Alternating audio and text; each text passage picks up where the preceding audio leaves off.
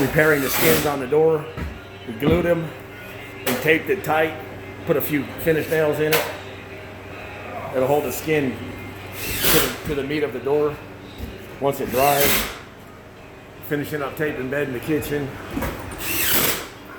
Finishing up the framing over here.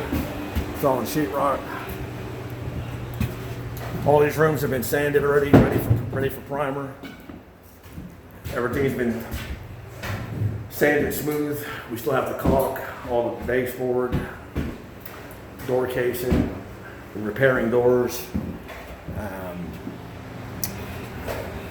Getting close. Hopefully we'll spray Saturday, and everything's looking good.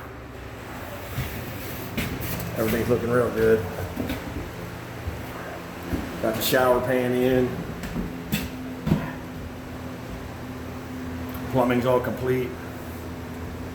We're getting there. Still got to finish up the floor in here. That's all done. Well, the sheetrock patch is pretty much done. We're getting there. We're getting there, little by little.